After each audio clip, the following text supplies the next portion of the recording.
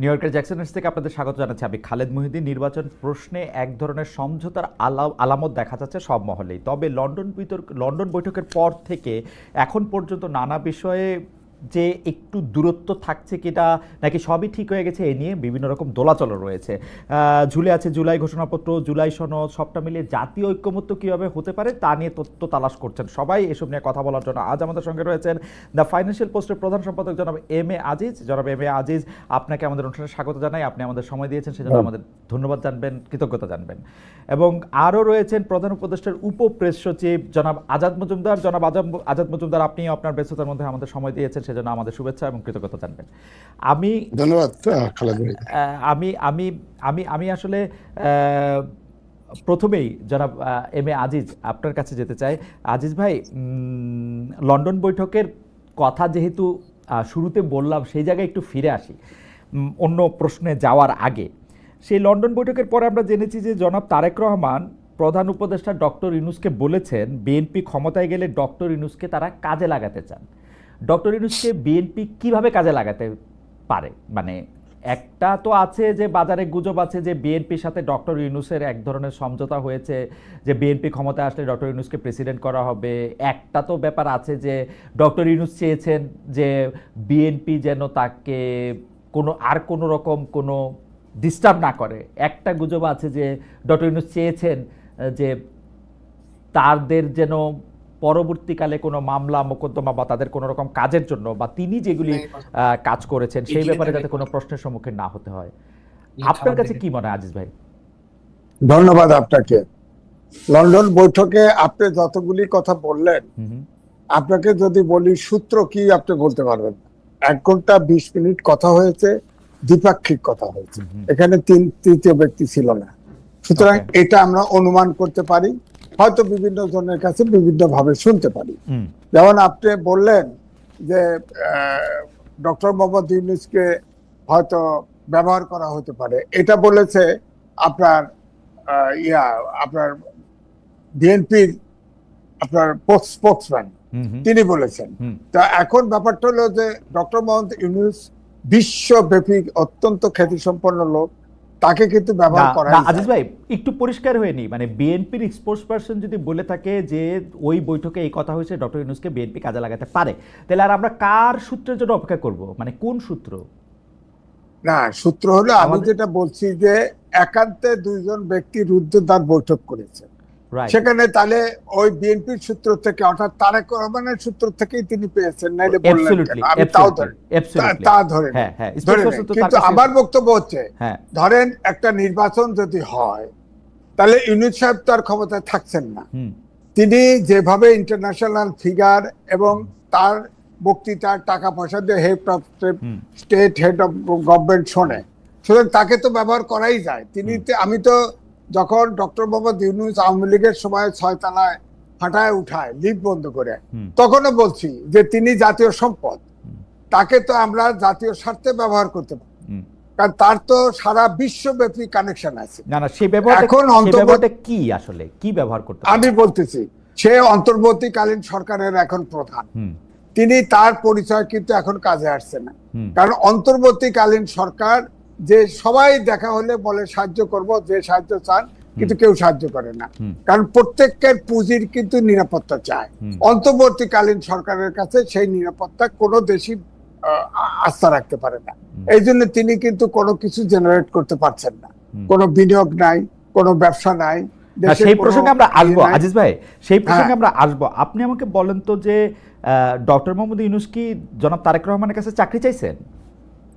না, আমার তো মনে হয় না। তাহলে মানে বিএনপির স্পোকসপারসন যখন এই কথা বললো, তাহলে এইটার মানেটা কি, এটা ইন্টারপ্রিটেশনটা কি? মানে ডক্টর মোহাম্মদ ইউনূস বিএনপি কাজে লাগাতে, আমার অনুমান হচ্ছে ডক্টর মোহাম্মদ ইউনূসকে কোনদিন বিএনপি প্রেসিডেন্ট হিসেবে নেবে না। ওকে, কারণ তিনি ডক্টর মোহাম্মদ ইউনূস তিনি এমনই প্রকৃতির মানুষ, আমার ধারণা হয়েছে তাকে নিলেই এই সরকারকে সে যা মনে চায় তাই করতে থাকবে, সে কারো কথা শোনে না। মাহমুদুর রহমান মান্না তার প্রিয় ছাত্র ছিল, সে বলেছে, ডাইরেক্টলি বলেছে, একটা টেলিভিশনে আমার সামনে বলেছে, উনি বক্তৃতা করেন, উনি বক্তৃতা শোনেন, প্রশ্ন করলে মৃদু হাসেন, কোনো উত্তর দেয় না। সবাইকে ডেকে নেয়। বিএনপি তাহলে মোটামুটি ভাবে একজন আজ্ঞাবহ প্রেসিডেন্টই চায়, মানে ডক্টর মোহাম্মদ ইউনূস যেহেতু তার কথা শুনবেন না না, আজ্ঞাবহ বলছে না, কারণ বিএনপি তো তার 31 দফা সংস্কারে তো বিএনপি প্রেসিডেন্ট এবং প্রধানমন্ত্রীর মধ্যে ক্ষমতার ভারসাম্য চেয়েছে, হয়তো চাইবে, কিন্তু ডক্টর মোহাম্মদ ইউনূসের সাথে যদি আপনার প্রেসিডেন্ট তাকে বানাতে চায়, সে প্রধান শর্ত দিবে যে সরকার আমি প্রেসিডেন্ট ভেঙে দেওয়ার ক্ষমতা, এই ক্ষমতা দিতে হবে। সুতরাং এটা তো তাকে অ্যালাউ করা যাবে না। তাহলে আমরা বিএনপি স্পোকসপারসনের কাছ থেকে যে শুনলাম যে ডক্টর মোহাম্মদ ইউনূসকে আমরা কাজে লাগাতে পারি, তাহলে সেটা কি কাজ? না, তিনি সারা বিশ্বে ধরেন ওয়েলফেয়ার, বাংলাদেশের ওয়েলফেয়ারের জন্য তাকে ব্যবহার করতে পারে। ধরেন ওয়ার্ল্ড ব্যাংক, বিদেশি প্রতিষ্ঠান, রাষ্ট্রনায়ক, হেড অফ স্টেট, বিভিন্ন জায়গায় আমরা উন্নয়নশীল দেশ হিসেবে যেখানে তার লবি করা দরকার, ধরেন বাংলাদেশের প্রেসিডেন্টের বিশেষ দূত থাকলো, বা প্রধানমন্ত্রীর বিশেষ দূত থাকলো, বা বাংলাদেশের বিশেষ দূত থাকলো, বাংলাদেশের পক্ষে তিনি সারা বিশ্বের অপিনিয়ন তৈরি করলো বা বাংলাদেশের স্বার্থে কাজ করলো, সেটা হতে পারে। তবে তারা কি বলেছে সেটা তো আমরা জানি না। দ্বিপাক্ষিক আলোচনায় আমরা অনুমান করতে পারি। আজিজ ভাই, আমি আসলে আপনার করকমলে আসছিলাম হচ্ছে এই কারণে, অনেক আগে থেকেই আর কি, গত 15 বছরে শেখ হাসিনা যখন তার এই, আমি কি বলবো, একটা স্বৈরাচারী শাসন ব্যবস্থা কায়েম করছিলেন প্রত্যেকটা জায়গায়, যখন মানে রাষ্ট্রীয় প্রতিষ্ঠানগুলির তিনি যখন ধ্বংস করতেছিলেন, আপনি কিন্তু একটা খুবই উজ্জ্বল এবং জোরালো বুলন্দ আওয়াজ আমাদের জন্য। আমি যেই কারণে জিনিসটা বুঝতে চেয়েছি সেইটা হইল যে বিএনপির স্পোকসপারসন যখন ডক্টর ইউনূসকে কাজে লাগাতে পারে বলে এরকম একটা বলে, এবং আমরা যখন দেখি হঠাৎ করে বিএনপি এবং ডক্টর মোহাম্মদ ইউনূসের মধ্যে একটা খুব ভালো সম্পর্ক হয়ে গেছে, সেই সম্পর্কটার জের ধইরা আবার অনেক ধরনের প্রতিক্রিয়া হচ্ছে, সেগুলো আমরা পরে আসবো, তখন এই বার্তাটা আসলে কি বার্তা ইউনূসকে কাজে লাগানো যেতে পারে? Either way doctor Muhammad Yunus Tarique Rahman সাহেবের সাথে দেখা করে বলছেন যে আমি আপনার বিশেষ দূত হইতে চাই, আপনি যখন ক্ষমতায় আসবেন আপনার আম্মাকে আমার সালাম দিবেন। অথবা হইতে পারে যে তারেক রহমান সাহেব ইউনূস সাহেবকে বলছেন যে প্রফেসর সাহেব আপনি থাইকা যান আমরা যখন আসবো। এইদার ওয়ে বিএনপির মেসেজটা তো তাই না, নাকি আসলে কি আপনি কি? না, সেটা আমরা জানি না তো কি মেসেজ। তবে আমি এইটা বলতে পারি, আমি কিন্তু ডক্টর মোহাম্মদ ইউনূসের পক্ষে টকশো করেছি, আমি লিখেছি, কাল বেলাতে ছাপা হয়েছে, আমি অনেক রিকোয়েস্ট করে ছেপেছি। আমার একটাই বক্তব্য হচ্ছে ডক্টর মোহাম্মদ ইউনূস আমাদের জাতীয় সম্পদ, সুতরাং তাকে ব্যবহার করা যায়, সে দেশের স্বার্থে কাজ করতে পারে। আমি এটাই বোঝাইতে চাইছি যে শেখ হাসিনা তাকে রাষ্ট্রের জন্য ব্যবহার করলো না, এবং ব্যবহার মানে কি, এটা তো খুবই দুর্ব্যবহার করলো, খুবই দুর্ব্যবহার করলো। লিফট বন্ধ করে 6 তলা উঠালো, লিফট বন্ধ করে। আমি তখনই আমি লিখেছি, তখনও তার পক্ষে আমি স্ট্যান্ড নিয়েছি। কিন্তু এখন যেটা দেখতে পাচ্ছি, আমার কাছে মনে হয়েছে খুব নরম স্বৈরাচার। তিনি নিজের ক্ষমতার বাইরে কিচ্ছু করতে রাজি না, আমার কাছে এটাই মনে হয়েছে। লন্ডন ডক্টর মোহাম্মদ ইউনূস হচ্ছে নরম স্বৈরাচার। এই প্রসঙ্গে আমরা নিশ্চয়ই পরে আবার আসব, কিন্তু আমি জনাব আজাদ মজুমদারের কাছে একটু আসতে চাই। জনাব আজাদ মজুমদার, আমরা একটু মৌলিক প্রশ্ন দিয়ে একটু শুরু করি, যে সেটা হচ্ছে যে প্রধান উপদেষ্টার প্রেস সেকশনের কাজ কি? প্রধান উপদেষ্টার প্রেস সেকশনের কাজ, প্রধান উপদেষ্টার যত বার্তা, প্রধান উপদেষ্টা যে সরকারকে প্রধান উপদেষ্টার কার্যালয়ের প্রেস সেকশনের কাজটা একটু যদি বলেন আপনি। না, আমি আপনার ডেফিনেশনে একটু ভুল আছে। আমরা প্রধান উপদেষ্টার প্রেস সচিব, প্রধান উপদেষ্টার কার্যালয়ের প্রেস সচিব না। ওকে, প্রধান উপদেষ্টা প্রেস সচিব, রাইট, ওকে, জি, প্রেস সেকশনে কাজ করেছি। জি, এটা কাজ কি প্রধান উপদেষ্টার কাজ, বা প্রধান উপদেষ্টা যে সরকারকে নেতৃত্ব দেন, সেই সরকারের কাজ মানুষের সামনে তুলে ধরা, এটাই আমি মনে করি মোটা দাগে প্রেসিং এর কাজ। সেটা কি শুধু প্রধান উপদেষ্টা, না প্রধান উপদেষ্টার যে উপদেষ্টা পরিষদ আছেন তাদের সকলের, বা সরকারের অন্যান্য অংশেরও, নাকি প্রধান উপদেষ্টা প্রধান উপদেষ্টা যেহেতু আপনার এই উপদেষ্টা পরিষদকে নেতৃত্ব দেন, তাহলে প্রধান উপদেষ্টার সাথে যেহেতু সরাসরি এই উপদেষ্টা পরিষদ সম্পর্কিত, আমরা মনে করি যে প্রধান উপদেষ্টার প্রেস উইং, প্রধান উপদেষ্টা যদি এরকম একটা আকাঙ্ক্ষা ব্যক্ত করেন, তাহলে অন্যান্য উপদেষ্টাদের কার্যক্রম জনগণের মাঝে তুলে ধরতে পারে। এটার মধ্যে আমরা অন্যরকম কিছু দেখি না। তো স্পষ্টত এটার মধ্যে একটা পিক এন্ড চুজ আছে, কারণ হচ্ছে যে সকল উপদেষ্টা আর ব্যাপারে, সকল উপদেষ্টার সকল কার্যক্রমের ব্যাপারে তো নিশ্চয়ই প্রেস উইং তাদের বক্তব্য সামনে আনা বা তারা কি করছেন সেটা সামনে আনা, সে ব্যাপারে তো আর কাজ করে না, তাই না? না, আমার মনে হয় আপনি আবারও ভুল করছেন। এখানে পিক এন্ড চুজের কোনো ব্যাপার নেই। এখানে অনেক সময় উপদেষ্টারাও আমাদেরকে অনুরোধ করেন, কারণ আপনার প্রধান উপদেষ্টার প্রেস উইং সাধারণত তাদের আউটরিচটা একটু বেশি। এটা খুব স্বাভাবিক জিনিস, কারণ প্রধান উপদেষ্টার কার্যালয়ে বা প্রধান উপদেষ্টা কি কাজ করেন সেটা নিয়ে সাংবাদিকরা একটু বেশি কৌতূহলী। আমাদের একটা হোয়াটসঅ্যাপ গ্রুপ আছে, সেখানে প্রায় 800 সাংবাদিক সংযুক্ত আছেন। তো খুব স্বাভাবিক কারণে উপদেষ্টারা অনেক কাজ করেন। আমাদের সরকারের যেহেতু জনবল কম, বা আমাদের সরকারের আমাদের এর আগে অন্যান্য রাজনৈতিক সরকারের ক্ষেত্রে যেটা দেখা গেছে যে আমি একটু শেষ করি প্লিজ। রাজনৈতিক সরকারে যখন আপনার তাদের রাজনৈতিক কর্মীরাই বা তাদের সংসদ সদস্যরা থাকে, তাদের অনেক ধরনের উইং থাকে বা যারা সরকারের কথাগুলো বলে। আমাদের এই সরকারটা অল্প কিছু উপদেষ্টা নিয়ে পরিচালিত হচ্ছে। খুব স্বাভাবিক কারণে আমাদের সরকারের অনেকগুলো ভালো কাজ উপদেষ্টারা মনে করেন তারা করছেন, কিন্তু মানুষ জানতে পারছেন না। সেসব ক্ষেত্রে তারা আমাদেরকে অনুরোধ করেন তাদের কাজগুলো যদি আমরা মানুষের কাছে তুলে ধরি বা সাংবাদিকদের কাছে তুলে ধরি, তাহলে মানুষ আরো বেশি করে জানতে পারবে, এবং তাদের অনুরোধের প্রেক্ষিতে আমরা অনেক সময় এটা পরিষ্কার। জনাব মজুমদার, এটা পরিষ্কার। আমি আপনাকে আমি পিক এন্ড চুজটা কি বলেছি সেটা আবার বলি। আপনাদের উপদেষ্টা পরিষদে 22 জন, আমি এখন আপনাদের ওয়েবসাইট খুলে বসে আছি, 22 জন উপদেষ্টা রয়েছেন।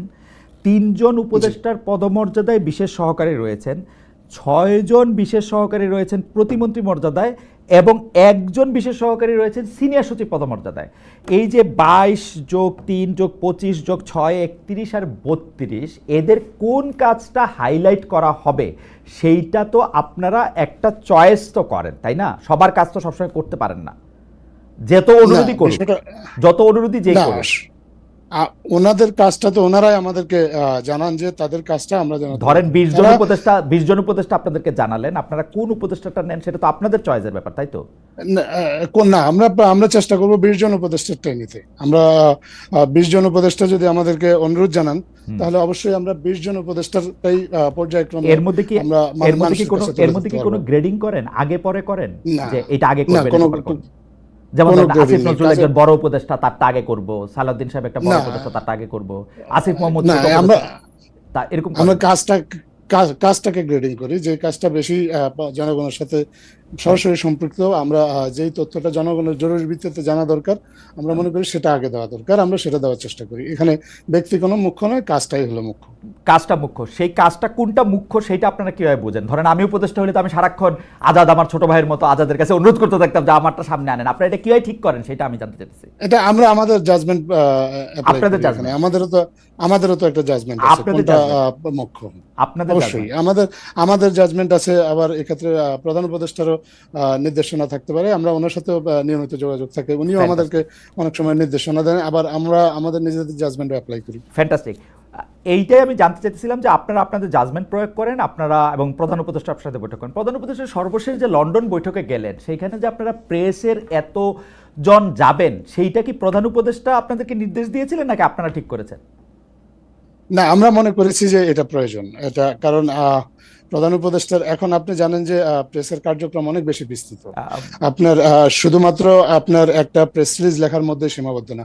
অতীতে আমরা দেখেছি যে আপনার বিভিন্ন সরকারের যারা প্রেস উইং এ কাজ করতেন, আমার কোনো সন্দেহ নাই, এটাতে আমার কোনো সন্দেহ নাই। আমরা খুবই প্রফেশনালি আমরা নিজেরা বার্তা তৈরি করি, সেই বার্তা আমরা সাথে সাথে ডিসেমিনেট করার চেষ্টা করি। পাশাপাশি আপনি দেখবেন যে আমরা শুধু যে প্রেসকে আমাদের মেসেজটা দেই তা না, আমরা চেষ্টা করি যে জনগণকেও যাতে মেসেজটা দিতে পারি। এই জন্য আমাদের অনেকগুলো সামাজিক যোগাযোগ মাধ্যমের প্ল্যাটফর্মে আমাদের প্রেস সক্রিয়ভাবে কাজ করে। আমরা সেই তথ্যটাও সামাজিক যোগাযোগ মাধ্যমে দ্রুততার সাথে দেওয়ার চেষ্টা করি। দুইটা প্রশ্ন আমি একটু বোঝার জন্য, দুইটা শেষ প্রশ্ন। আপনারা এগুলি করতেছেন, এগুলি আমি দেখতেছি, খুব অ্যাপ্রিশিয়েট করার মতো এগুলি। দুইটা প্রশ্ন। এক হচ্ছে ডক্টর মোহাম্মদ ইউনূসের লন্ডন সফরে বা 10 মাসের মধ্যে 11টা রাষ্ট্রীয় সফরে যে প্রেস উইং তার সঙ্গে যাবে, এই ব্যাপারটা আপনারাই ডিসাইড করেছেন বা ডক্টর মোহাম্মদ ইউনূস ডিসাইড করেছেন, তাই তো? একটা সরকার প্রধান যখন আপনার বাইরে যায়, প্রেস উইক তো খুব স্বাভাবিকভাবে তার সাথে বাইরে যাবেন, কারণ তার অনেকগুলো এই বাইরে যাওয়ার ধরনটা একটু জানতে চাইতেছি। ধরেন সর্বশেষ লন্ডনটাই যদি আমি নেই, এটা কি ওনার রাষ্ট্রীয় সফর ছিল? এটা রাষ্ট্রীয় সফর।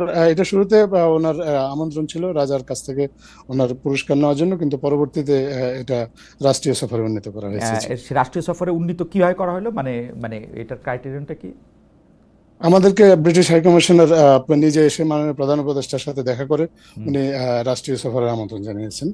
ব্রিটিশ হাইকমিশন এসে রাষ্ট্রীয় সফরে আমন্ত্রণ জানিয়েছেন। তো সেই ক্ষেত্রে কি এটা রাষ্ট্রীয় বা সরকারি সফর হিসাবে যদি পরিগণিত হয়, তাহলে সেই ক্ষেত্রে কি আপনি সেখানে ছিলেন, আপনি ভালো বলতে পারবেন যে আমরা কি কোনো দ্বিপাক্ষিক রাষ্ট্রীয় আলাপ আলোচনা দেখেছি এর মধ্যে? অবশ্যই দেখেছি, অনেকগুলো দ্বিপাক্ষিক আলাপ আলোচনা দেখেছি। সেখানে ব্রিটেনের জাতীয় নিরাপত্তা উপদেষ্টার সাথে সভা হয়েছে। জাতীয় নিরাপত্তা উপদেষ্টার স্ট্যাটাস কিরকম? স্ট্যাটাস কিরকম? আমি জাতীয় নিরাপত্তা উপদেষ্টা ব্রিটেনের জাতীয় উপদেষ্টার স্ট্যাটাস কিরকম? জুনিয়র মিনিস্টার না, সেটা আমি আপনি কিন্তু আমাকে কথা শেষ করতে দিচ্ছেন। জি জি, আমি জাতীয় নিরাপত্তা উপদেষ্টার সাথে সভা হয়েছে, সেখানে তাদের ট্রেড এবং কমার্স মিনিস্টার যে ওনার সাথে জুনিয়র মিনিস্টার, আবার আপনার ওনাদের পার্লামেন্টের স্পিকার যা ওনার সাথে মিটিং হয়েছে। তারপরে প্যাসিফিক বিষয় হতে পারে জুনিয়র মিনিস্টার। একটা ক্যাবিনেট মেম্বারের সঙ্গে দেখা হয় না ডক্টর মোহাম্মদ ইউনূসের?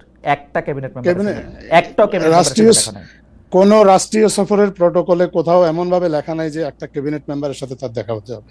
যাদের সাথে দেখা হওয়া প্রয়োজন, যাদের সাথে দেখা হওয়া প্রয়োজন আমাদের রাষ্ট্রীয় কাজে, তাদের সাথে ওনার দেখা হয়েছে। আমি আপনাকে একটা কথা বলি জনাব আজম মজুমদার, আপনি দীর্ঘকাল আন্তর্জাতিক সংস্থায় কাজ করেছেন, আপনি যাদের নাম বলেছেন, আপনি লন্ডনে গেলে তাদের সাথে আপনারও দেখা হইতো।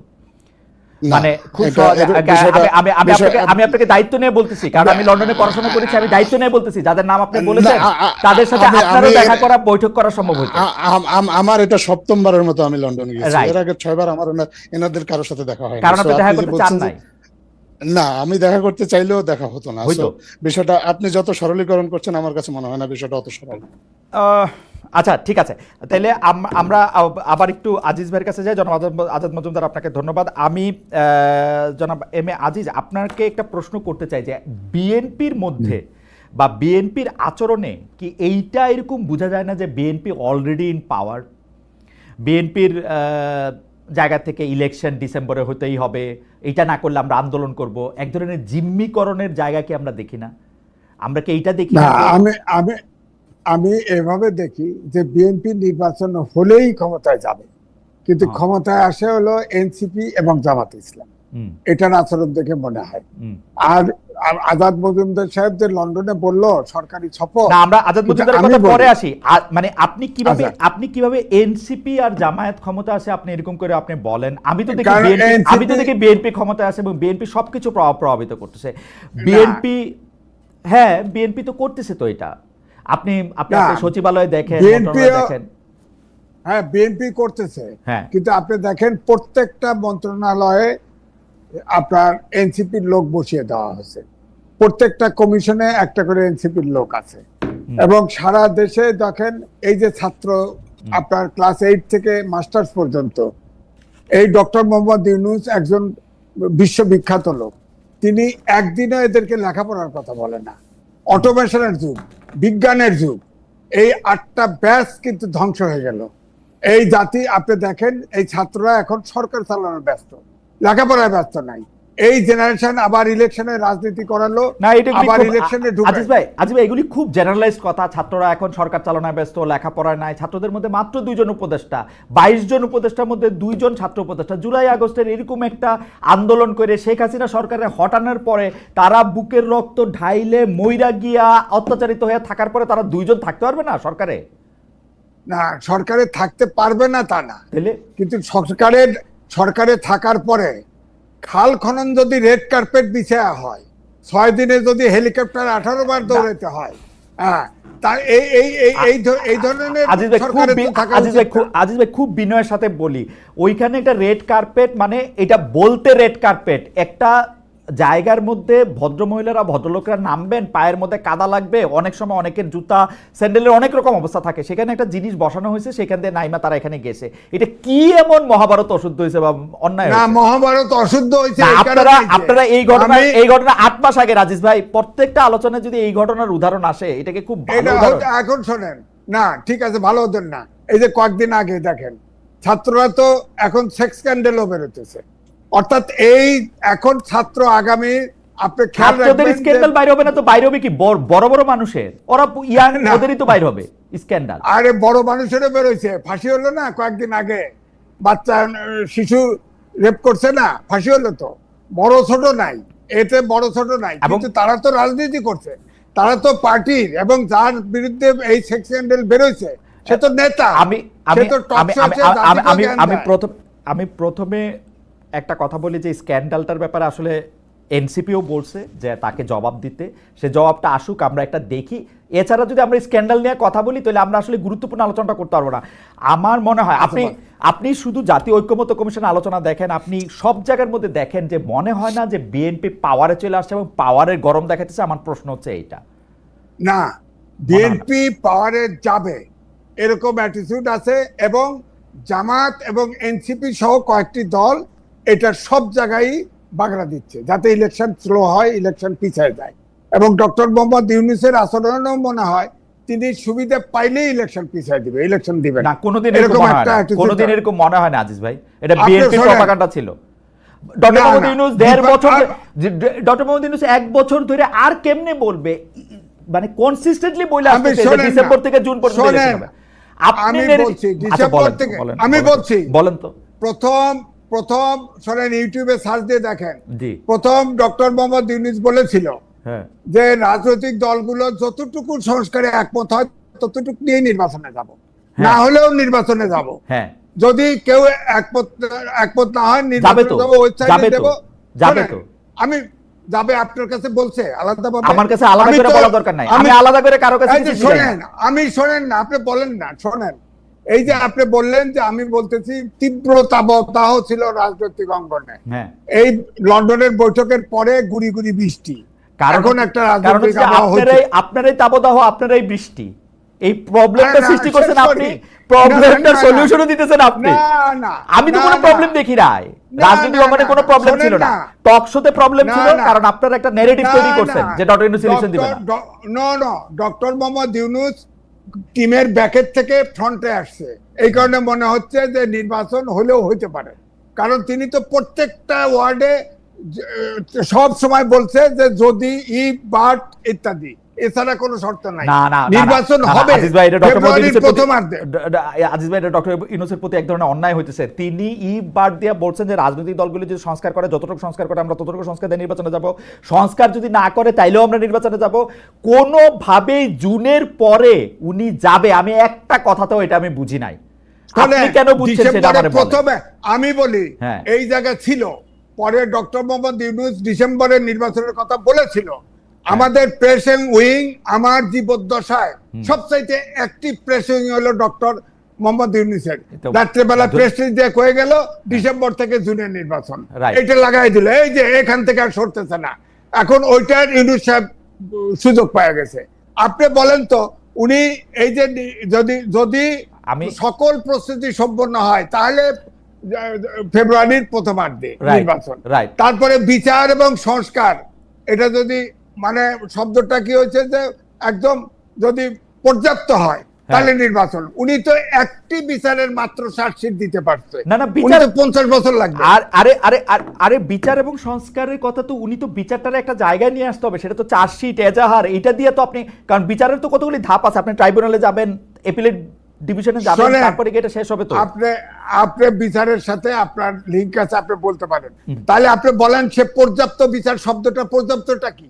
আমি তো 10 মাসে একটি বিচারের চার্জশিট দিতে পারছে। উনি যতগুলো কেস আছে তো 50 বছর লাগবে ওনার বিচার করতে। উনি তো বলেন না বিচার শেষ করতে হবে, উনি কখনোই বলেন না বিচার শেষ করার কথা। আজিজ ভাই, পর্যাপ্ত বলছে, পর্যাপ্ত সংখ্যা, পর্যাপ্ত শব্দের অর্থ আছে। হ্যাঁ, পর্যাপ্ত মানে অর্ধেকের বেশি। না পর্যাপ্ত মানে ভাই আমি বলি পর্যাপ্ত মানে অর্ধেকের বেশি না। এখন তো মাত্র একটা এজাহার হয়েছে।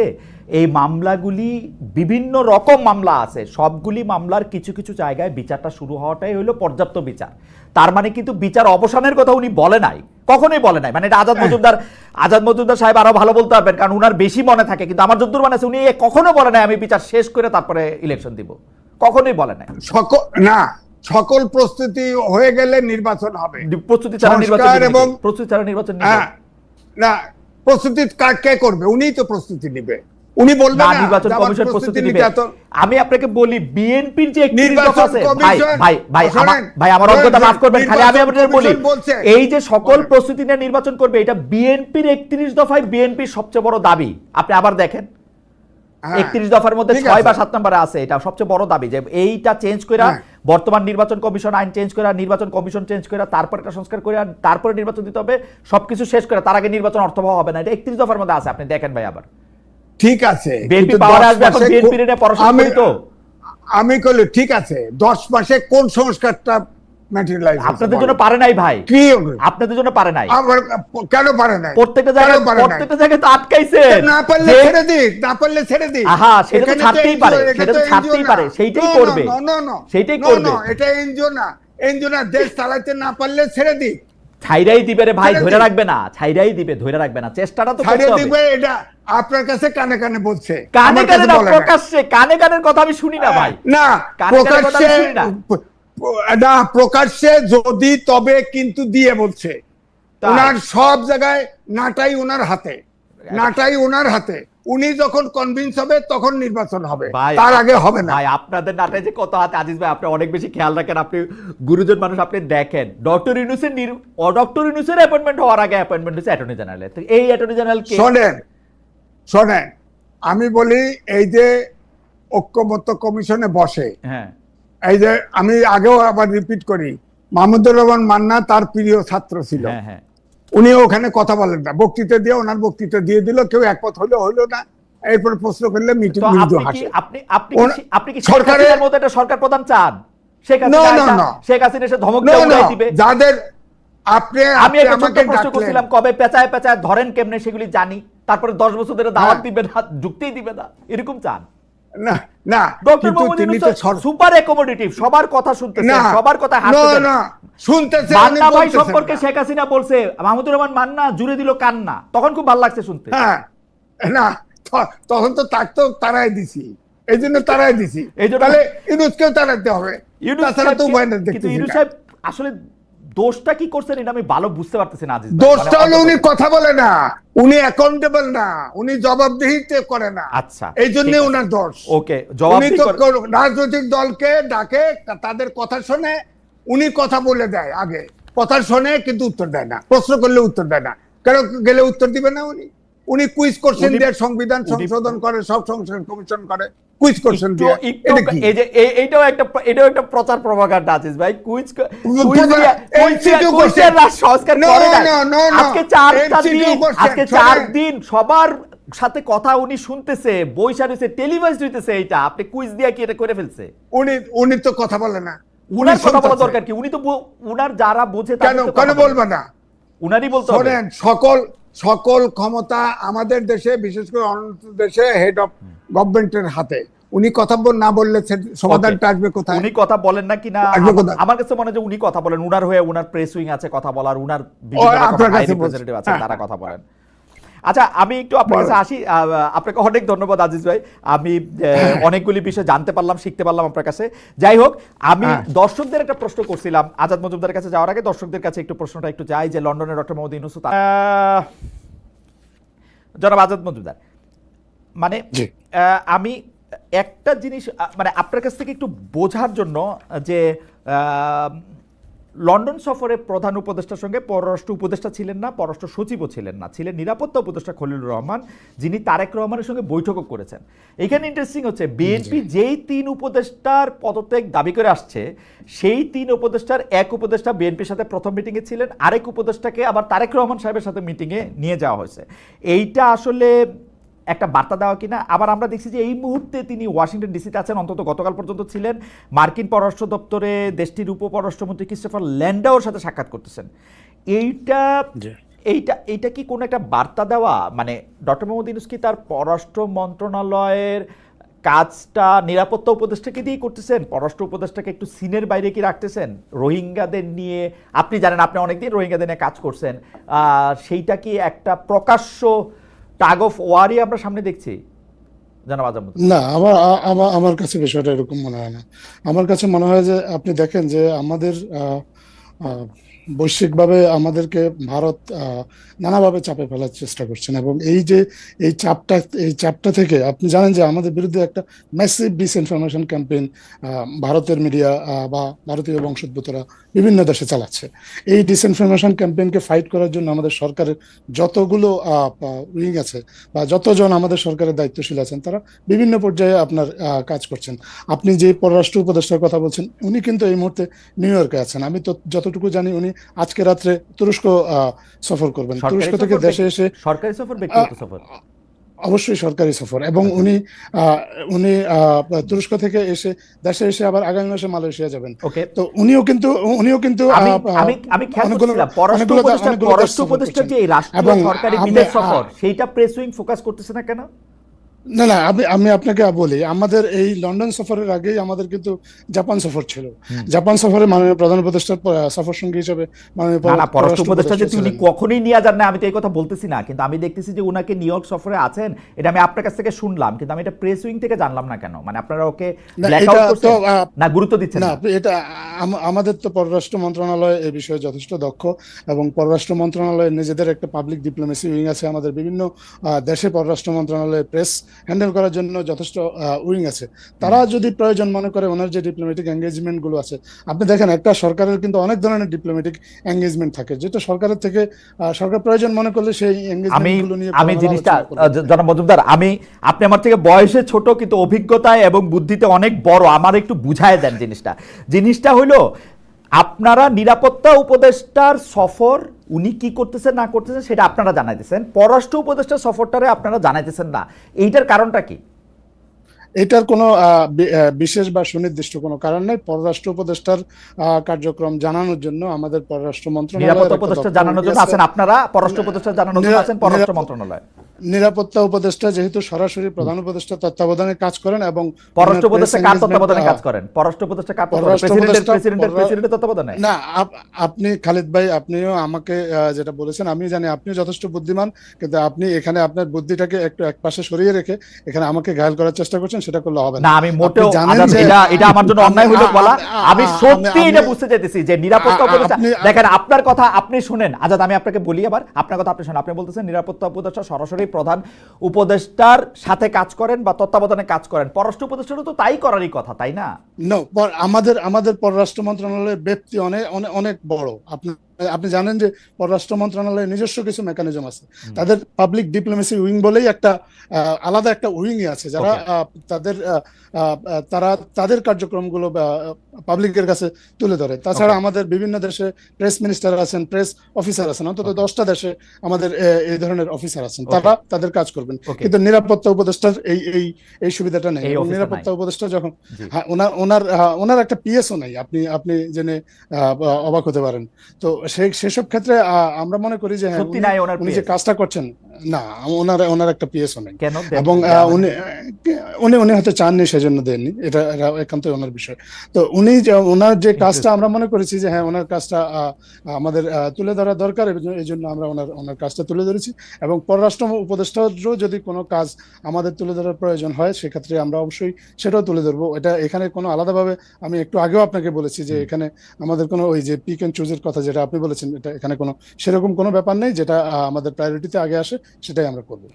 এইটা অবশ্য আপনি আমাকে সত্যি আপনার কাছ থেকে আমি জানলাম যে ডক্টর খলিলুর রহমানের আসলে একজন প্রাইভেট সেক্রেটারি নাই। আমি মনে করি যে তার অবশ্যই একটা প্রাইভেট সেক্রেটারি থাকা দরকার। তিনি যত রকম কাজ করতেছেন, তার প্রাইভেট সেক্রেটারি বা তার একটা আলাদা দপ্তর অফিস অবশ্যই থাকা দরকার। তার দপ্তর বা অফিসের ব্যাপারে যদি তাকে সবসময় আসলে আপনাদের সাহায্য নিতে হয়, এটা একটা মনে হয় খুব ভালো কথা হইল না। আচ্ছা, যাই হোক, আমি প্রসঙ্গটাতে ফিরে আসি যে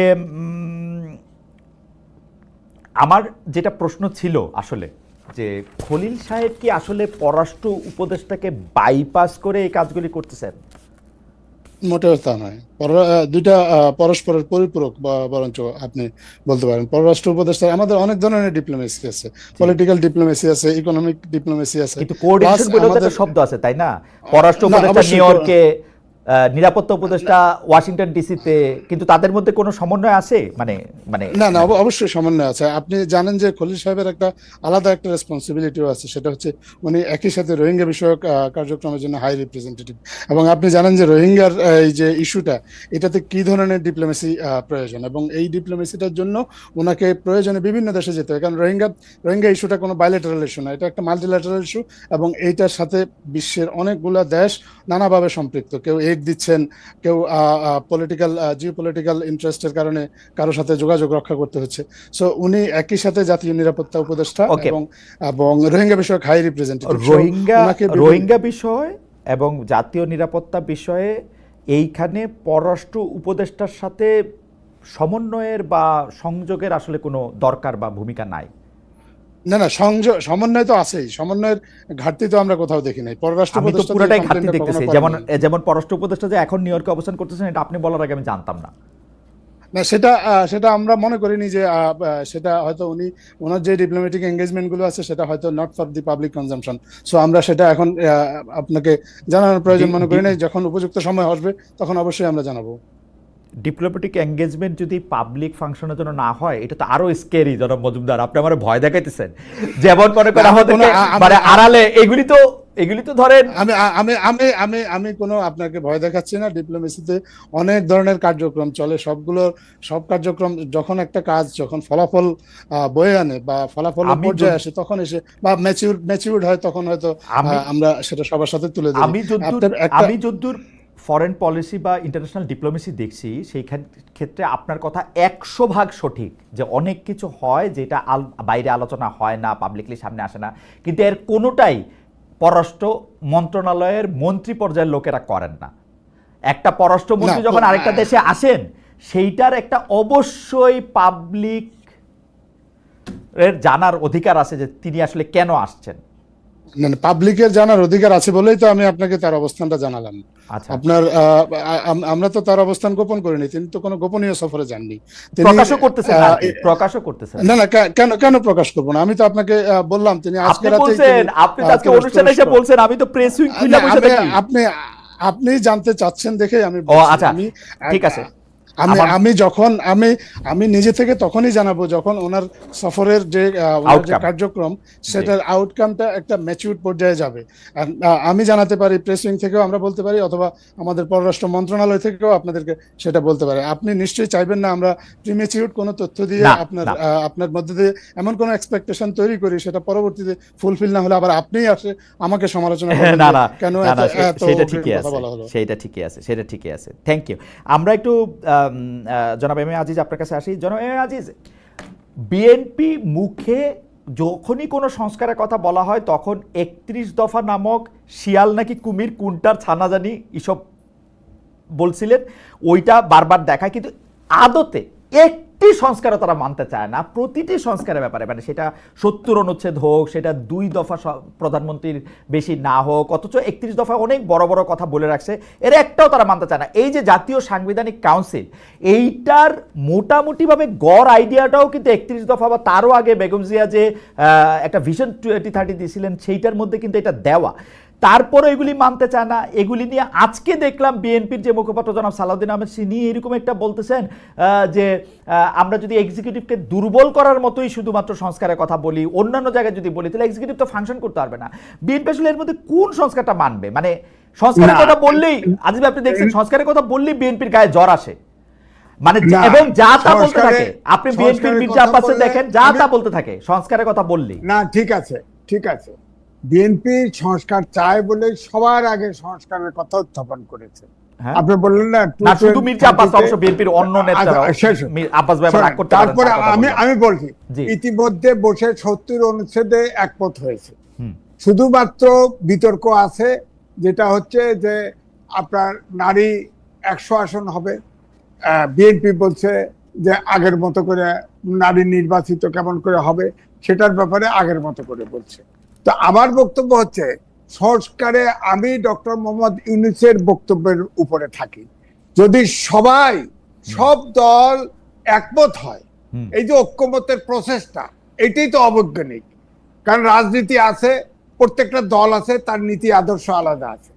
শতভাগ একমত কোনো দলই কোনো অবস্থাতেই হবে না, হলে তো বাকশালী হয়ে যাবে, একদল হয়ে যাবে। সুতরাং এখানে বিরোধ থাকবে, সেখানে কাছাকাছি আসা, কাছাকাছি এসে একমত হওয়ার তো কতগুলি মানে লক্ষণ আছে আজিজ ভাই।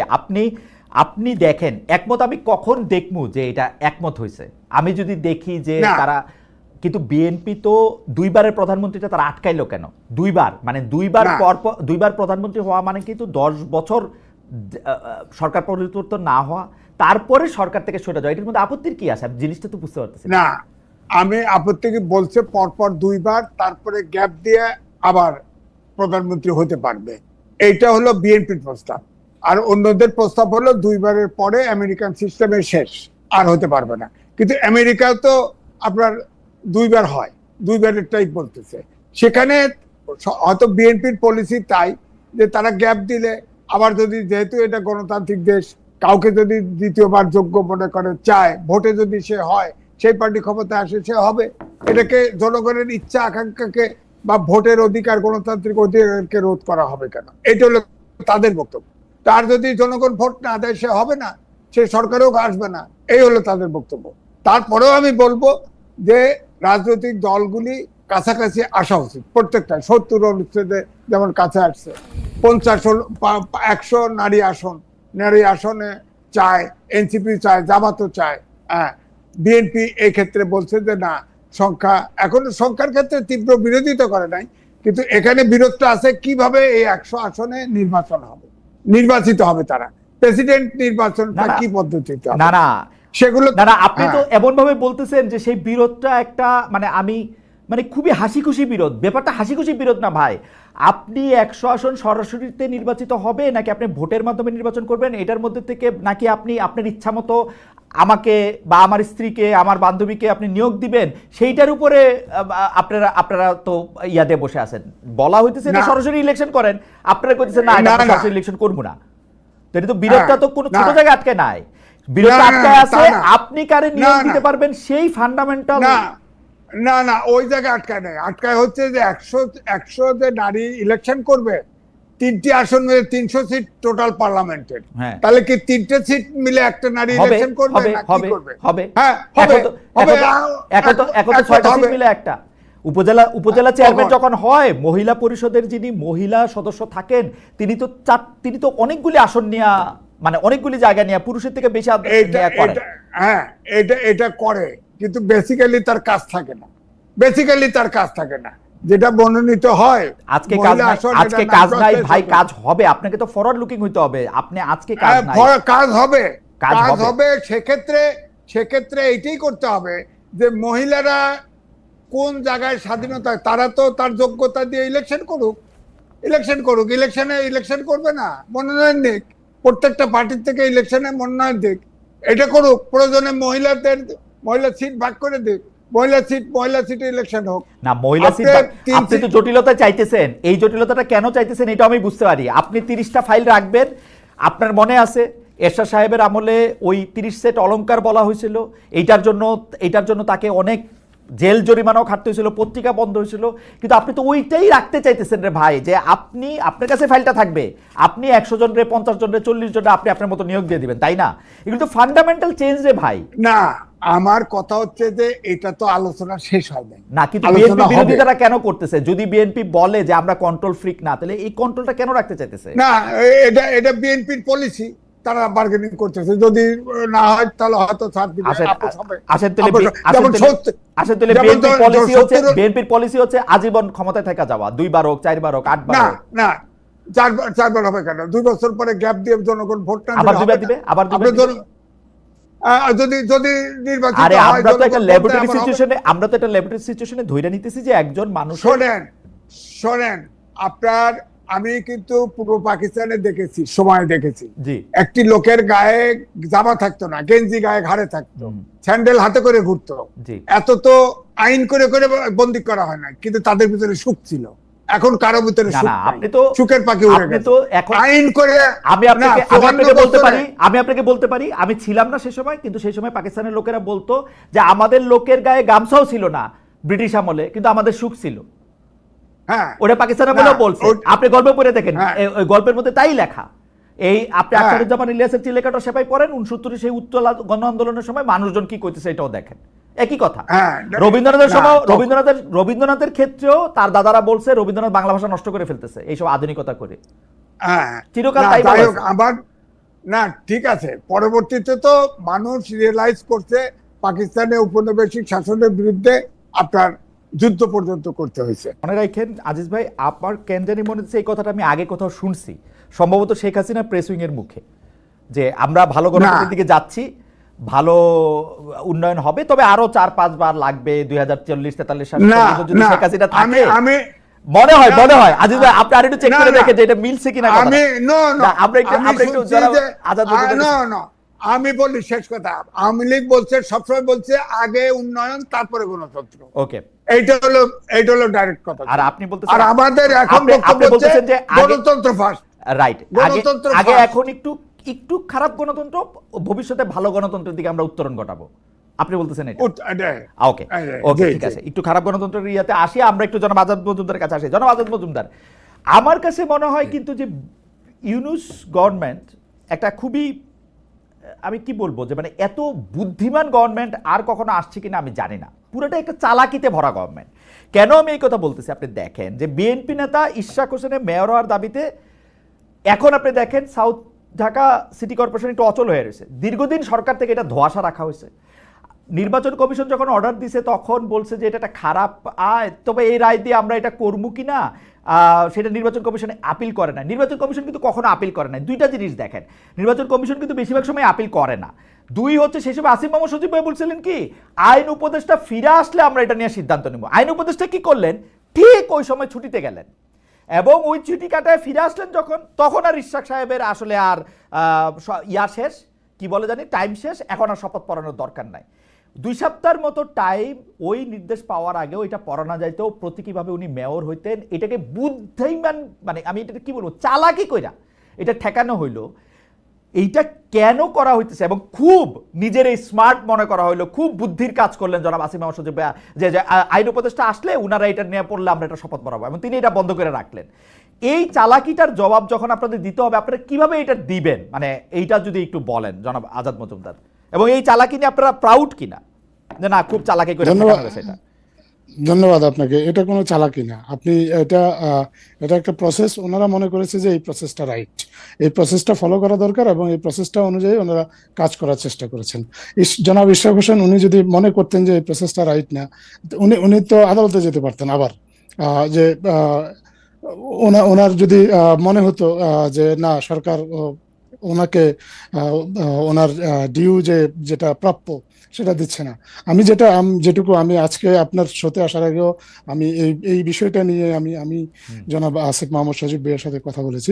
ওনার কাছ থেকে আমি যতটুকু জেনেছি, উনি বলেছেন যে এটা একটা সাবজুডিস ম্যাটার ছিল। ওনাকে যখন আদালত থেকে বলা হলো, আড়ালের কথা তো আমরা শুনতে পারবো না। আসিফ মাহমুদ সজীব স্পষ্ট বলেছেন যে আমরা আইন উপদেষ্টার মতামত চেয়েছি, আদালতের সাবজুডিস ছিল না। সেটা আইন উপদেষ্টার মতামত উনি চাইতেই পারেন আদালতে, যখন কোনো একটা বিষয় কোনো একটা আইন উপদেষ্টা ছুটিতে থাকলে আমাদের এখানে এসে বলছেন যে সে আদালতের এই রায়টা ভুল ছিল। আপনি কিন্তু আমাকে শেষ করতে দিন। জি জি প্লিজ শেষ করুন। আপনার যখন বিষয়টা সাবজুডিস ছিল, একটা বিষয় যখন সাবজুডিস থাকে তখন তো আইন উপদেষ্টারই মতামত চাইবে। এ বিষয়ে নিশ্চয়ই ক্রীড়া উপদেষ্টা বা অন্য কোনো সংস্কৃতি উপদেষ্টার মতামত চাইবে না। সো সাবজুডিস ম্যাটারে আইন উপদেষ্টার মতামত চাইবেন স্থানীয় সরকার উপদেষ্টা, এটা খুবই একটা স্বাভাবিক বিষয়। আপনার আদালত থেকে যখন আপনার জনাব আজাদ মজুমদার, আমি আপনি কথা একদম নিরিবিলি বলেন, আমারও কথা বলে গলা ব্যথা করতেছে আজকে। আমি জিনিসটা বলি যে আসিফ মোহাম্মদ সজীব ভুঁইয়া যে আইন উপদেষ্টার মতামত চাইছেন বা চাইবেন, ওই সময় পাবলিকলি উনি যে কথা বলেছেন সেই সময় কিন্তু এইটা তিনি বলেন নাই যে বিষয়টা সাবজুডিস, তাই আপনার মতামত আমি চাইতেছি। তিনি আইনি ব্যাখ্যার জন্যই আইন উপদেষ্টার ব্যাখ্যা চাইছেন, সাবজুডিস বলে না। কিন্তু আপনি প্লিজ আমার একটু কথা বলতে কারণ উনি কোন কারণে মতামত চেয়েছেন সেটা তো আপনাকে বলেন। উনি যেহেতু উনি যেটা বলছেন সেটা আমি বলতেছি, উনি বলছেন যে আমি মতামত চাচ্ছি কারণ জিনিসটার মধ্যে আইন উপদেষ্টার মতামত দরকার। হ্যাঁ, তো উনি দরকার এই কারণে চেয়েছেন, এবং দরকারটা কি কারণে সেটা তো উনি আপনাকে বলেননি। আর যেহেতু আপনাকে বলেননি, আপনি এটা তো অনুমান নির্ভর কোনো কিছু আপনি কি তার কাছ থেকে শুনেছেন? আমি তার কাছ থেকে শুনেছি সাবজুডিস বলে উনি আইন উপদেষ্টার মতামত চেয়েছেন। অবশ্যই যখন সরকারের একটা বিষয়ে যখন আদালতে যায় তখন সরকার এই বিষয়ে আইনি পদক্ষেপ কি হতে পারে, আদালতের পদক্ষেপ ছিল না জনাব আজাদ মজুমদার। তিনি তাহলে আপনি আবার একটু আসিফ মোহাম্মদ সজীব ভুঁইয়াকে বলেন তখন কিন্তু আদালতে পেন্ডিং ছিল না। পেন্ডিং ছিল না, আদালতে পেন্ডিং ছিল। এটাতে তো আপিল করা হয়েছিল। আপিল করার কারণে উনি আইনি উপদেষ্টার মতামত জন্য অপেক্ষা করছিলেন। তো আপনি বলতেছেন যে এটা সাবজুডিস বলে আইন উপদেষ্টা মতামতের জন্য অপেক্ষা করতেছিলেন, তারপরে যখন আইন উপদেষ্টা ফিরে আসলেন তখন আর বিষয়টা সাবজুডিস থাকলো না, তখন বিষয়টা হইলো যে শপথের বা মেয়াদ শেষ হয়ে গেছে, সেই জন্য আমরা শপথ পড়াবো না। নো, জনগণের রিপ্রেজেন্টেটিভ এটা আপনি বলতে পারেন, কিন্তু আমি কথা হচ্ছে এইরকম একটা গণ অভ্যুত্থানের পরে একটা সরকার ক্ষমতা আসলো, আপনি তার রিপ্রেজেন্টেটিভ গভর্নমেন্ট করবেন না? রিপ্রেজেন্টেটিভ গভর্নমেন্ট বাংলাদেশের বর্তমান সংবিধান অনুসারে রিপ্রেজেন্টেশনের বাইরে একদিনও কেউ থাকতে পারে না রে ভাই। তারা তো তাহলে আপনি শোনেন, আমার চাইতে আইনের জ্ঞান আপনার কাছে বেশি আছে। আমি আপনাকে প্রশ্ন করি, আপনি ডক্টর মোহাম্মদ ইউনূস, তিনি 6 মাসের জেল ছিল, তার বিরুদ্ধে দুর্নীতির মামলা ছিল, তিনি কি নৈতিক কারণে সরকার প্রধান হতে পারেন? তার বিরুদ্ধে খুবই প্রাথমিক অবস্থা, তার ওনার যে কোর্টে মামলা ছিল তার উপরে আরো 3টা কোর্ট আছে ভাই। এরকম মামলা আমার আপনার বিরুদ্ধেও এখন একসাথে থাকতে পারে। আজাদ সাহেব মামলা দিয়ে দিলে আপনার মামলা হয়ে যাবে না। শেষ করি, সেই কেসগুলোতে উনি নড়েন নাই, সেই কেসগুলো এক্সিকিউটিভ অর্ডারে খালাস করে দিয়েছে। 1 2 হলো তিনি, আপনি খেয়াল করে দেখেন যে তিনি আপনার 106 অনুচ্ছেদ অনুযায়ী সুপ্রিম কোর্টের মতামত নিয়েছে প্রেসিডেন্ট, এটা প্রথমে বলা হলো এখনো বলা হচ্ছে, এবং সেনা প্রধান বলেছিল যে আপনার 626 জন সেনানিবাসে আশ্রয় নিয়েছে। আমি নিজে বলেছি যে অন্তর্বর্তীকালীন সরকার কেন সেনা প্রধানকে জিজ্ঞেস করে না 626 জন গেল কোথায়? আমরা তো ভারতে দেখি, আমরা দুবাইতে দেখি। আমি বলি আজিজ ভাই আর্গুমেন্টটা বলেন যে 106 অনুসারে প্রধান বিচারপতি সহ 6 জন বিচারক বলছে। আমি ওইটাই শেষ করছি। যখন সেনা আইএসপি থেকে সেই তালিকা দেওয়া হলো, তখন দেখা গেল প্রধান বিচারপতি অ্যাপিলেট ডিভিশনের আরো জাস্টিস ওই সেনানিবাসে ছিল। তাতে অসুবিধা কি হয়েছে? আমি শেষ করি। তারপরে সেই 100 অনুচ্ছেদ অনুযায়ী মতামতটা কে দিল? উনারাই দিছে। উনারা ওখানে তো বন্দিও ছিলেন না, নড়াচড়াও করতে পারেন না, এরকম না। আমি 5 আগস্ট ওখানে গেছি, 6 আগস্ট সকালবেলা গিয়ে হাইকোর্টে সাইন করতে পারবো না? এটা কি যুক্তি? না করবেন, উনি তো নাই। কে বলছে? সে তো সেনানিবাসে ছিল। সেনানিবাস থেকে আসতে পারবো না, গাড়ি চলে না। কে হাইকোর্টে এসে সাইন করে যাব। আমি বলি জনাব ওবায়দুল হাসান শাহীন, আরে করে হবে না। আপনি শোনেন, তারপরে হাসনাতের নেতৃত্বে হাইকোর্টে মোব ভায়োলেন্স হয়েছে, সব বিচারপতি ভাগায়। সেটা 9 আগস্টে কাহিনী, সেটা 9 আগস্টে কাহিনী। আমি আপনাকে বলি 9 আগস্টে কাহিনী। আমি আপনাকে বলি সেনানিবাস থেকে 6 আগস্ট সেনানিবাসন থেকে হাইকোর্টে যাইতে, কারণ সেই সময় রাস্তায় কারফিউর মতো বিভিন্ন জায়গায় বিভিন্ন ছিল, স্পেশাল গাড়িগুলির 35 থেকে 40 মিনিট লাগার কথা ম্যাক্সিমাম। সেটা সরকার কেন প্রেসিডেন্ট যে মতামত চেয়েছিল সেই ডকুমেন্ট কেন আপনার শো করে না? শো করছে। 2 হলো, আপনি দেখছেন কেমনে? আপনি দেখছেন না? আমার কাছে কপি আছে, কোন কপি কোন স্বাক্ষর থাকে না, স্বাক্ষর থাকে না। আমার কাছে আছে, কোন ইয়ারায়ের মধ্যে থাকে, এটা অনুস্বাক্ষর দিয়ে ইনিশিয়াল দিয়ে যায়। অনুস্বাক্ষর না, রেজিস্টারের স্বাক্ষর করা। হ্যাঁ, তাই থাকে না, এটা রেজিস্টারের স্বাক্ষর করা যদি না থাকে তাই থাকে রেজিস্টার জানালে তাই থাকে ভাই। বানাইছে ওটা, এখন ওই রেজিস্টারের সাইন কিনা কাকে জানে ওটা? এখন তো আপনি সবাই, আমি আপনাকে বলি 6 তারিখে এই জিনিসটা 106 তারা দিছেন, তারপরে তারা 7 তারিখে কোর্ট করছেন, 8 তারিখে কোর্ট করছেন, 9 তারিখে কোর্ট করছেন, 10 তারিখে হাসানাত আব্দুল্লাহর অন্যায় দাবির মুখে তারা পদত্যাগ করছে, সেটাও আমি মানি। কিন্তু 10 তারিখ পর্যন্ত তারা কি আপনাকে একবারও বলছে 106তে আমি সাইন করি নাই, প্রফেসর ইউনূসের এখানে আসা অবৈধ? একবারও বলছে?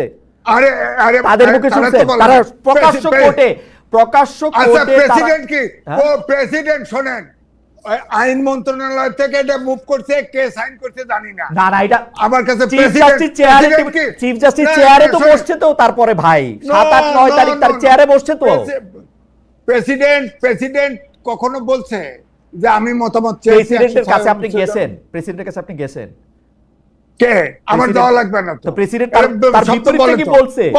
প্রেসিডেন্ট তার বলে থেকে সরকার প্রধান আর রাষ্ট্রপ্রধানের তো সরকার প্রধান আর রাষ্ট্রপ্রধান তো এটা প্রিভিলেজ কমিউনিকেশন, আপনি জানবেন না তো এটা? আমি তো ল অ্যাডভাইজারের কথা শুনেছি, প্রেসিডেন্ট 106 অনুচ্ছেদ অনুযায়ী মতামত চেয়েছে, সুপ্রিম কোর্ট মতামত দিয়েছে, এটা বৈধ। সুতরাং এটা সাংবিধানিক সরকার। অবশ্যই সাংবিধানিক সরকার হলে সংবিধান সমুন্নত রাখার ওত নিয়ে সংবিধান সংস্কার করে কিভাবে বলেন আপনি? সংবিধান সংস্কার করবে না যারা সংবিধান সংস্কার করছে এখন পর্যন্ত 17 না 18টা সংস্কার মানে অ্যামেন্ডমেন্ট চলে, তখন সংস্কার করেন না? না সেটা নির্বাচিত সংসদ করেছে। এটা নির্বাচিত সংস্কার ছাড়া সংবিধান সংশোধন হয় নাই। না, এটা বিপ্লবী সরকার করতেন। তাহলে কোনটা বিপ্লবী সরকার আর কোনটা কি সরকার? নির্বাচিত সংস্কার ছাড়া সংবিধান সংস্কার হয় নাই? না অন্তর্বর্তীকালীন সরকার কোথায় করছে? যত দেশে 1 বছরের বেশি সরকার অন্তর্বর্তীকালীন সরকার লিঙ্গার করছে, সেই সরকারই। আজিজ ভাই, তর্কটা অনেক জায়গায় চলে যেতেছে, আমরা একটু জায়গায় আনি। আমার কাছে কিন্তু মনে হয় জনাব ইশাক সাহেবের ক্ষেত্রে সব আইনি প্রক্রিয়া অনুসরণ করে ইশাক সাহেবকে মেয়র হিসেবে শপথ পড়ানো হয় নাই। আমার কাছে মনে হয় ইশাক সাহেবের সাথে স্পেশাল সরকারের কোনো রকম স্পেশাল মানে শত্রুতা নাই, কারণ জনাব শাহাদাত তো বিএনপি করতেন, জনাব শাহাদাতকে মেয়র হইতে দিছে, ইশাক সাহেবের মেয়র হইতে দিবে না কেন? ইশাক সাহেবও বিএনপিই করে, তার তো কোনো অসুবিধা নাই। বরং শাহাদাত সাহেব বেশি দিন ধরে মেয়র থাকবে, উনি মাত্র 1.5 সপ্তাহ থাকতেন। এটা তো যদি পারতো তাহলে দিত তো। আমি ছোট মানুষ, ছোট কথা বলি। আপনি অনেক বড় সদীপ ভুইয়া এলজেডি মিনিস্ট্রি রেখে ওই সিটি কর্পোরেশন অফিসে সে ওখানে অফিস করতো। করা লাগবে তো, করতে পারে সারা বিশ্বে যেখানে সেখানে তিনি অ্যাডভাইজার। বাংলাদেশের 33 থেকে 63 পর্যন্ত আপনি অ্যাডভাইজার মানতে পারতেছেন না কেন? তার বয়স কম বইলা? কারণ 6 দিনের 18 বার হেলিকপ্টার, এই জন্য মানতে পারতেছে না। এবং তার বিরুদ্ধে তার এপিএস চুরি করছে এবং তার বিরুদ্ধে অনেক অভিযোগ আছে। আমাদের রাষ্ট্রপ্রধানের ছেলেমেয়েরা, আমাদের সরকার প্রধানের ছেলেমেয়েরা যখন বড় বড় পোস্টে যান, আমাদের সম্পাদকের ছেলেমেয়েরা যখন বড় চেয়ারে এসে বসেন, তখন তো আপত্তি করতে দেখি না। আপত্তি করছি, এই যে এই সরকারের আজিজ ভাই আপনি করছেন, কিন্তু যদি একটা 70 বছরের লোক হেলিকপ্টার চড়তে পারে, একটা 26 বছরের ছেলে হেলিকপ্টার চড়তে পারবে না কেন? সমস্যা কি? কেন? আপনি একটা উদাহরণ দেন তো, আপনি তো এই মিডিয়াতে পাকা, আপনি বলেন তো 6 দিনে হেলিকপ্টার কোন মন্ত্রী, কোন সরকার প্রধান, কোন রাষ্ট্রপ্রধান চড়েছে? আমি একটা কথা বলি, অন্য কোন মন্ত্রী যদি হইতো আপনি হেলিকপ্টার গুনতেন না, এখন আপনি হেলিকপ্টারই গুনতেছেন বৈশা বৈশা খালি। গুনতেছি কারণ ওনার বিরুদ্ধে অনেক অন্যায়ের, ছাত্রদের ভিতরে। আচ্ছা ঠিক আছে, আমার মনে হয় ছাত্রদের বিরুদ্ধে অন্যায়ের অভিযোগ আছে, সেইটার প্রসঙ্গে জনাব আজাদ মজুমদারের কাছে একটু যাই। জনাব আজাদ মজুমদার, এই কথা ঠিক যে বিভিন্ন অভিযোগ আমরা দেখতে পাচ্ছি, বিশেষ করে সিটি কর্পোরেশনের ছাড়াও যেই জায়গায় আমরা নিয়োগের ক্ষেত্রে, টেন্ডারের ক্ষেত্রে, এমনকি পরিবারের আপন সদস্যদের মানে বাবা বা মাকেও লাইসেন্স পাওয়ায় দেওয়ার অভিযোগও আমরা আসলে বিভিন্ন উপদেষ্টার সম্পর্কে আমরা শুনেছি। এই জায়গাটা আপনি কি বলবেন? আমি আসলে ওই ফাঁস হওয়া অডিও বা এগুলি নিয়ে আসলে কোনো কথা বলতে চাই না, কিন্তু এইটা এখন বাজারে প্রতিষ্ঠিত সত্য। বিশেষ করে উত্তর ঢাকায় একটা প্রসঙ্গ নিয়োগ করার পর থেকে এটা বাজারে প্রতিষ্ঠিত সত্য যে এই টেন্ডার, ইজারা, নিয়োগ, মাস্টার রোল, এগুলি নিয়ে আসলে দ্বন্দ্বটা সৃষ্টি হইতেছে। নাহলে 1 সপ্তাহ 1.5 সপ্তাহ কে মেয়র হইলো, কে প্রশাসক হইলো, এটাতে খুব বেশি আসা যাওয়ার কথা না। এবং সবচেয়ে বেশি অভিযোগ স্থানীয় সরকারের যে উপদেষ্টা আছেন তার বিরুদ্ধেই আসলে শোনা যেতেছে। আজিজ ভাইয়ের ইমোশনটা আমি বুঝি যে আজিজ ভাই সমান কেউ চুরি করতেন তাহলে এতটা গায়ে লাগতো না, ছাত্ররা চুরি করতেছেন দেখে বেশি গায়ে লাগতেছে।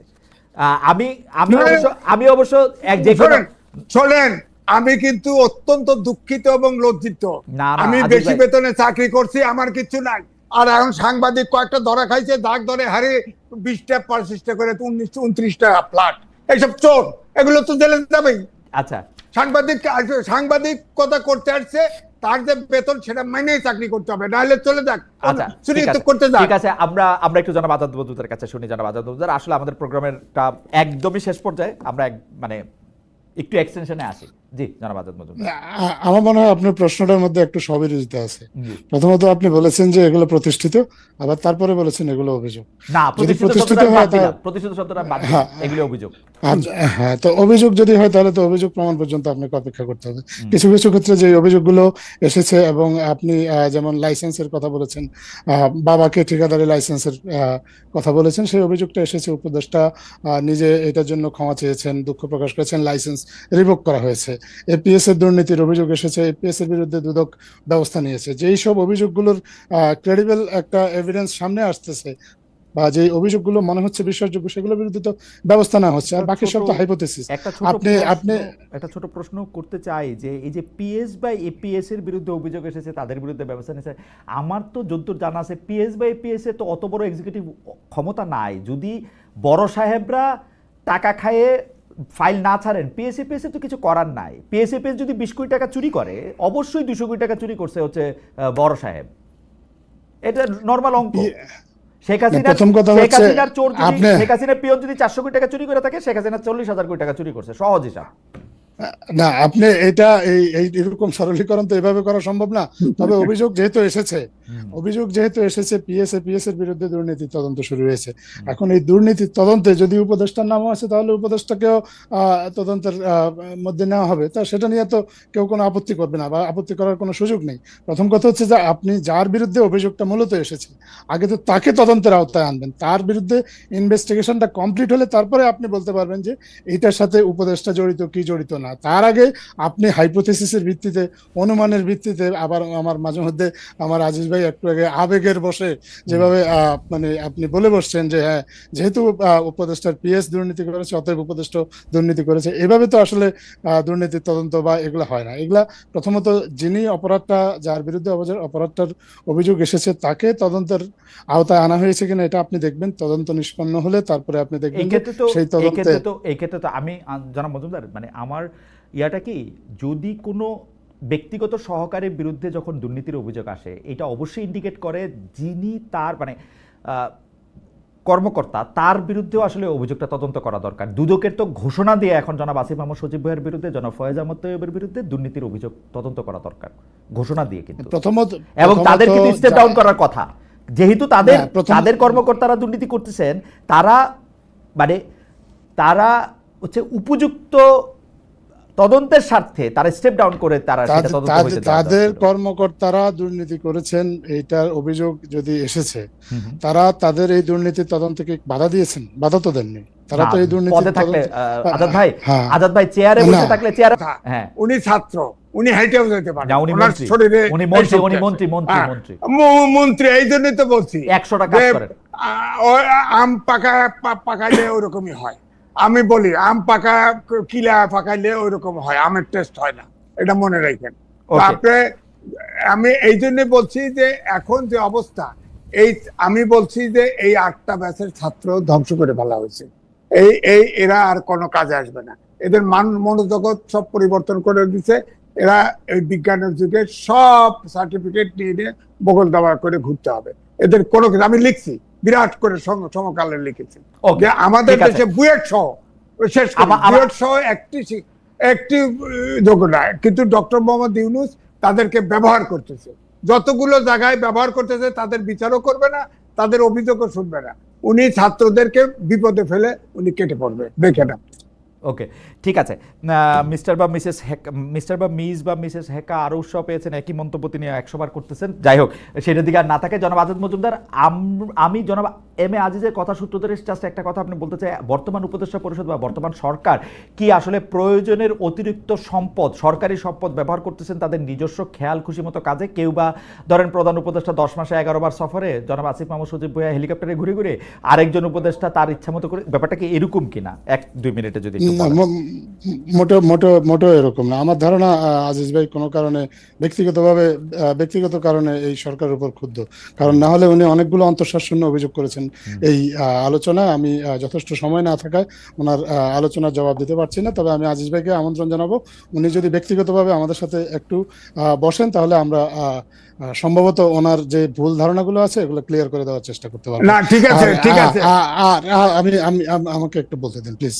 আপনি আর খালিদ ভাই, আপনি যেই কথাগুলো বলেছেন, আমি মনে করি যে ডক্টর মোহাম্মদ ইউনূস দেশের স্বার্থে, দেশের প্রয়োজনে বিদেশে গিয়েছেন এবং দেশের জন্য কাজ করেছেন। সেখানে যতগুলো মিটিং হয়েছে সেগুলোতে সবগুলোতেই দেশের জন্য প্রয়োজনীয় বিষয়গুলোই আলোচনায় এসেছে এবং প্রাসঙ্গিকভাবে এসেছে। জনাব আসিফ মাহমুদ সজীব ভুঁইয়া, উনি সরকারি একটা দায়িত্বে আছেন। সরকারি দায়িত্বে প্রাধিকার বলে উনি যদি হেলিকপ্টারে চড়েও থাকেন, আমি এটার মধ্যে অন্যায় কোনো কিছু দেখি না। প্রথমত ওনার সময় বাঁচানোর প্রয়োজন, দ্বিতীয়ত ওনার নিরাপত্তা প্রয়োজন, তৃতীয়ত হচ্ছে আপনার তাকে কাজ করতে হবে এবং কাজের জন্য, কাজের প্রয়োজনে দেশের এক প্রান্ত থেকে এক প্রান্তে তার যেতে হতেই পারে। এটা উনি যদি বিধি বহির্ভূতভাবে মানে আমার মনে হয় যে সময় বাঁচানোর জন্য হেলিকপ্টারে চড়া, স্বাস্থ্য ঠিক রাখার জন্য ফুটবল খেলা, পুরস্কার নেওয়ার জন্য লন্ডন যাওয়া, সবই ঠিক আছে। আসলে আমি এর প্রত্যেকটাই ঠিক দেখি। পাশাপাশি আর যেসব দায়িত্ব আছে সেগুলোও যদি ঠিক করে পালন করা হয়, তাইলেই আমরা মানে খুশি, জনগণ, আমজনতা, সবই ঠিক আছে। আমার কাছে কিন্তু কোনোটাই ভুল লাগে না, আমার কাছে মনে হয় সবই ঠিক আছে। এইটা যদি আপনি সার্কাস্টিক করতে বলে থাকেন, তাহলে আমি মনে করবো যে এটা খুবই দুঃখজনক। কিন্তু আমি মনে করি যে ওনারা দেশের জন্য কাজ করছেন, ওনারা ওনাদের দায়িত্ব পালনের জন্য যতটুকু প্রয়োজন ততটুকুই করছেন, এর বেশি কিছু না। ওকে, ঠিক আছে। আমার না, আপনি আর বলেন। আজাদ ভাই আমাদেরকে বলাটা এটা শেষ করছে এবং খুবই নাইসলি এটা শেষ করছে। আপনি আরেকটা মানে ভালো কথা কি বলবেন জনাব আজাদ মজুমদারের প্রশংসা করে কথা বলবেন? জি বলেন। আমি আজাদ মজুমদারের কাছে জিজ্ঞেস করতেছি, 11 বার ভিজিট করেছে সরকার। এইটা আরেকদিনের প্রসঙ্গ। এইটা জনাব আজাদ মজুমদার পরিষ্কার করছে যে দেশের স্বার্থে গেছে উনি যদি বিদেশ যাওয়াটা যদি আমার ব্যাপারে তো ডক্টর মোহাম্মদ ইউনূস এর আগে পৃথিবী প্রদক্ষিণ করছে 100 বার। ডক্টর মোহাম্মদ ইউনূসের বিদেশে যাওয়ার এত শখ নাই। সেটা করুক, তার নিজের পোশাকে করুক। সে একটা রুম আজাদ মজুমদার একটা রুম ভাই লন্ডনে আপনি একটা রাষ্ট্রপ্রধান রাখবেন, সেখানের মধ্যে আপনি একটা রুম দিবেন না যেটার ভাড়া 4000 পাউন্ড? ওটা তো তার প্রাইভেট ভিজিট, 3.5 কোটি টাকা ভাড়া দিয়েছে। প্রাইভেট ভিজিট না, এটা প্রাইভেট ভিজিট না। যেটা পরিষ্কার করছে জনাব Azad Majumder, British high commissioner এসে দাওয়াত দিয়ে গেছে, যেটা বলছে ব্রিটিশ হাই কমিশনার এসে দাওয়াত দিয়ে গেছে। আরে ব্রিটিশ কে? আমাদের বাংলাদেশের না, বাংলাদেশের না, বাংলাদেশের না। আমার মনে হয় আমার কথা হচ্ছে যে 3.5 কোটি টাকা, 3.5 কোটি টাকা হোটেল ভাড়া নিরাপত্তা দেয় নাই, নিরাপত্তা দেয় নাই, খাবার দেয় নাই। আমাদের গেস্টে এত অপমান করতে ব্রিটেন, সারা বিশ্ব শোষণ করে আমাদের ডক্টর মোহাম্মদ। ঠিক আছে আজিজ ভাই, আমার এটা উদ্দেশ্য ছিল না যে আবার টকশোটা আর ওপেন করা দরকার নেই। আমরা নিশ্চয়ই আবার এইটা নিয়ে কথা বলতে পারবো। জনাব আজাদ মজুমদার, আপনাকে অনেক অনেক অনেক ধন্যবাদ। জনাব এম এ আজিজ, আপনাকে অনেক ধন্যবাদ। অনেকগুলি বিষয় নিয়ে আমরা আলোচনা করেছি। হয়তো দর্শকরা কোনো প্রশ্নের উত্তর পেয়েছেন, কোনো প্রশ্নের আসলে উত্তর পান নাই, কোনো প্রশ্নের উত্তর খুঁজতেই থাকবো আমরা সবসময়। আমরা আপনাদের ধন্যবাদ দিয়ে, দর্শকদের ধন্যবাদ দিয়ে এইখানেই আজকে শেষ করছি। নিশ্চয়ই দেখা হবে আবার।